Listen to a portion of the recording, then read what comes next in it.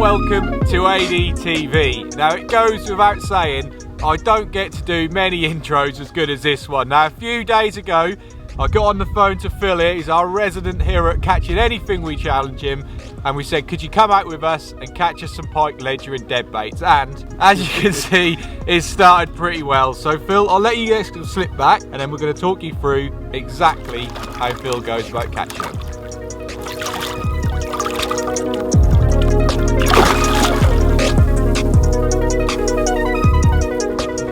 Well Phil, that's probably one of the better starts we've had for a while, so pressure's off now, we can relax, and it's time for me to pick your brains exactly how you go about your pike fishing. So for me, I've got absolutely nothing to hide. I don't particularly go pike fishing, so I'm probably going to ask you some basic questions, but hopefully that's going to relay over to anyone wanting to get into pike fishing exactly how you go about it. So the first question for me, Phil, is when does your pike fishing start? What makes you switch over? Because you do so many different types of fishing. Yep. When do you switch the pike rods? Definitely for me, once we get the first frosts, yeah, I start thinking about pike fishing. Yeah. For me, pike fishing is the cold, frosty weather, definitely. Yeah, that's probably why I don't like it, mate. I'm far too warm in bed to get out in those frosty mornings. So when it gets cold, you're out, and we're going to concentrate on today because we're fishing a gravel pit. Yeah. So if you were turning up, what areas are you looking to fish?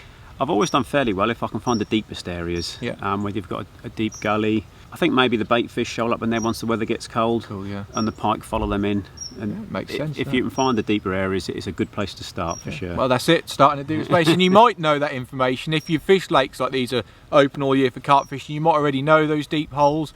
Or a no-fill, if you're out on a sort of a bigger reservoir and stuff, use a bait with a fish finder, don't you, to find some deeper areas as well? Yeah, and it certainly pays if I go back and bank fish the big reservoirs. I've got an idea what depth I've got in front of me. So whatever you can use to get that information, find yourself perhaps a deeper spot, and you should be, hopefully, in with a chance. Yeah. So now we'll go on to, now I know we've asked today to fish ledgered deadbaits, but another question is, why would you fish ledgered deadbaits rather than float fishing, lure fishing, or other types? I think for fishing deadbaits full stop, bite detection is really important. Okay. If you don't know when the pike's picked the bait up, you could end up deep hooking the pike. Yeah. I quite like float fishing if I'm fishing closer in, yeah. But on these pits where I'm fishing a bit further out, with the drift and the undertow, I haven't got to keep adjusting the depth on a float. Yeah, exactly.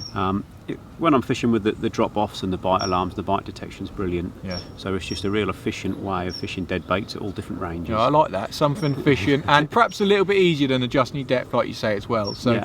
Now, a question I've always wondered, so try and answer this one for me, is do you fish in one area and expect to catch numbers of pike? Because like in carp fishing, you try to build a swim up and you expect them to shoal up. Do pike do the same? Or sometimes you will find, however big the lake is, that the pike will have an area where they like to be, being like a deeper area. Yeah. Other lakes might have several deep areas, and then I might fish 2 or 3 different swims in a day. Yeah. If I've sat anywhere a huge amount of time and haven't had a bite, then I'll have a move. That's move. It's different depending on what venue you fish, I guess, is the answer. Well, that's the best thing about fishing, isn't it? There is no right and wrong answer at any point. So let's have a real good look now at your rig, because this is the important thing. You need to get this right, don't you, to try and get as many takes with bites as you can in a day. So what sort of rig and hardware are you using? It's a very simple setup, but it's got to be a very strong setup. Yep. The last thing you want to do is leave a trace in a pike. You've potentially killed the pike. Yeah, not good. So it may sound a bit overkill, but I use 58-pound braided main line, right, and 28-pound wire. Yeah. The rig itself is a free running rig, and I like the little ledger stems because it makes it even more free running. Yeah. A normal run ring that laid on the bottom of the lake might get blocked by leaves or rubbish on the bottom. Yeah, I'm with you. And whereas it just stands a little bit proud, as soon as they move off with the dead bait, they shouldn't feel anything. Exactly. So that's another key thing, is keep it all free running, isn't it? Yeah. I guess in essence that's like a little marker float stem that people be used to, isn't it? It keeps it off and it all just runs through. A carp angler would use a similar thing on his marker float. Yeah. Just again for free running purposes. No, that's spot on. And then obviously as important sort of end tackle is your hardware on the bank's important as well, isn't it? So you've got the tools for the job. If you do get a pike deep hooked and stuff, you've got the tools. Yeah, you want a decent pair of forceps. I take some pliers as well. Yeah.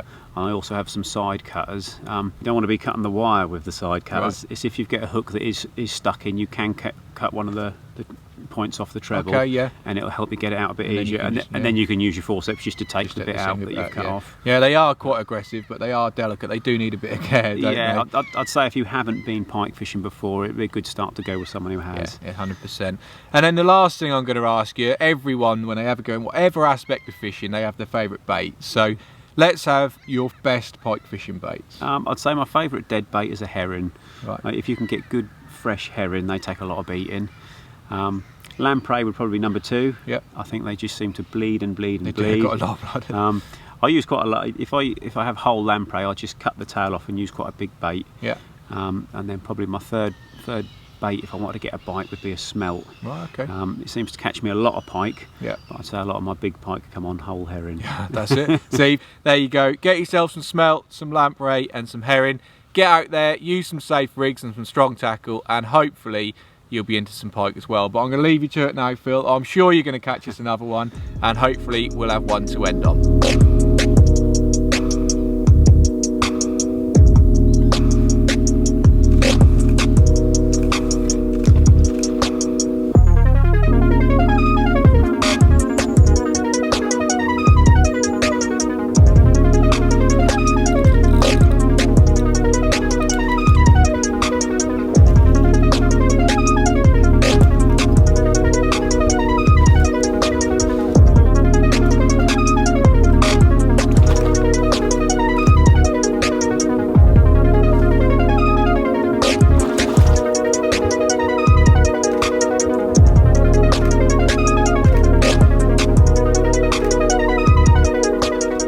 So there we are. If we needed any more proof from the fish earlier on, here it is right in Phil's hand. You've done it again, Phil. He's put all the tips he's put into practice, and again he's put some fish on the camera for. And the last thing to mention about pike fishing, yes, they are beautiful fish and they look aggressive, but they are very, very delicate. So if you're new to pike fishing or you haven't done it before, please go with someone who's experienced first before you go on your own. But apart from that, get out there now, this is the time to do it, and enjoy your pike fishing.